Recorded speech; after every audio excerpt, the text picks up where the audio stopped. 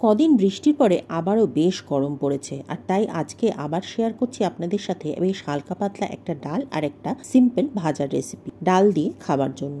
এর জন্য প্রথমেই আমি নিয়ে নিয়েছি 150 গ্রাম মতো কুঁদরু, যেটা আমি একদম পাতলা পাতলা স্লাইস করে কেটে নিয়েছি। আমি লম্বা লম্বা এগুলোকে স্লাইস করেছি। এর সাথে ধনে গুঁড়ো, জিরে গুঁড়ো আর কাঁচা লঙ্কা কুচি নিয়েছি।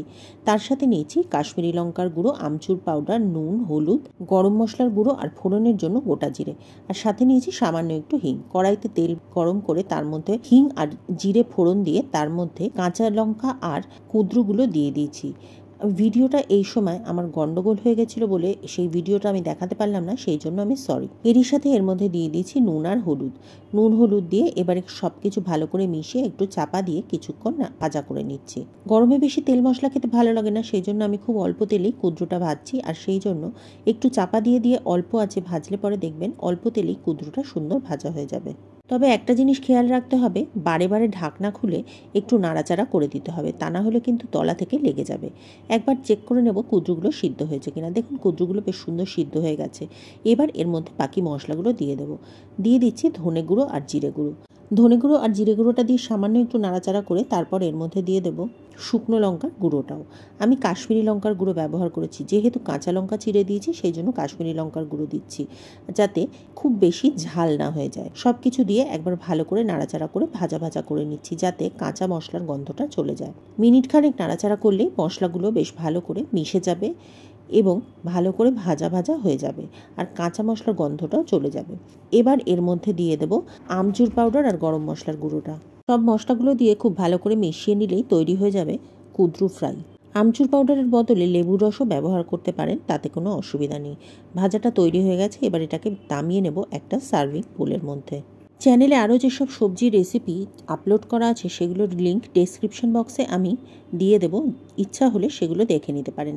চলে যাব দ্বিতীয় রেসিপিতে, যার জন্য আমি নিয়েছি 1 কাপ মুসুর ডাল, নিয়েছি সামান্য একটু রাঁধুনি, গন্ধরাজ লেবুর পাতা, শুকনো লঙ্কা, তেজপাতা, নুন, হলুদ আর গন্ধরাজ লেবুর টুকরো। প্রথমে মুসুর ডালটা খুব ভালো করে ধুয়ে নিয়ে কড়াইতে সিদ্ধ বসিয়ে দেবো। আমাদের রেসিপিগুলি আপনাদের কেমন লাগছে কমেন্ট করে অবশ্যই জানাবেন। যদি ভালো লাগে তাহলে লাইক করে একটা শেয়ার করে দেবেন, আর যদি চ্যানেলে নতুন হন তাহলে চ্যানেলটি সাবস্ক্রাইব করে পাশে থাকা বেল বাটনটি ক্লিক করে দেবেন। আর যদি ফেসবুক পেজ থেকে দেখেন তাহলে পেজটিকে ফলো করে নেবেন। এদিকে দেখুন ডালটা ফুটে উঠেছে। ডাল সিদ্ধ করার সময় ওপরে যে ফেনা থাকে সেটা ফেলে দেওয়াই ভালো।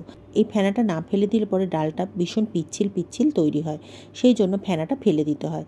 ফেনাটা ফেলে দেওয়ার পর একটু চাপা দিয়ে আগুনটা কমিয়ে দিচ্ছি, যাতে ডালটা ভালোভাবে সিদ্ধ হয়ে যায়। মিনিট 5-7 চাপা দিয়ে রাখলে দেখবেন ডালটা খুব সুন্দরভাবে সিদ্ধ হয়ে যাবে।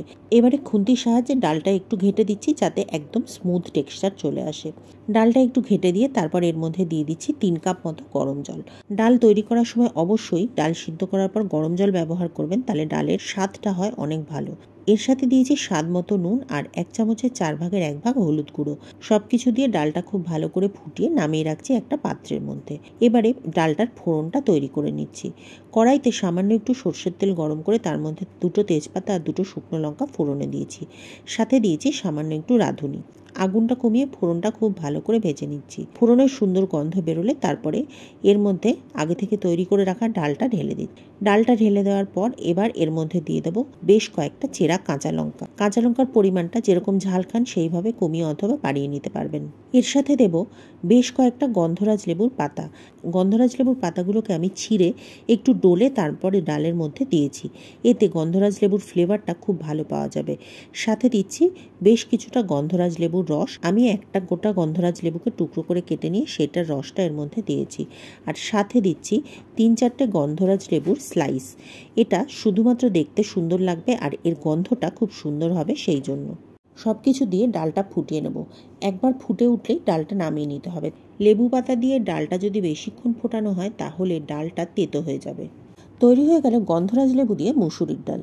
কথায় আছে ঘ্রাণেনও অর্ধভোজনং, আর এই ডাল হলো তার প্রকৃষ্ট উদাহরণ। অবশ্যই একদিন বাড়িতে বানাবেন, বানিয়ে খেয়ে দেখবেন। আর যদি ভালো লাগে তাহলে কমেন্ট করে জানাতে ভুলবেন না। ডাল আর ভাজাটাকে পরিবেশন করে নিচ্ছি। ডাল আর ভাজার সাথে আমি আজ কাঁচা লঙ্কা, পেঁয়াজ আর একটা পাঁপড় রেখেছি। এগুলো অপশনাল, আপনি রাখতেও পারেন প্লেটে অথবা নাও রাখতে পারেন। তাহলে আজ এ পর্যন্তই। পরের দিন আবার দেখা হবে নতুন রেসিপি নিয়ে নতুন ভিডিওতে।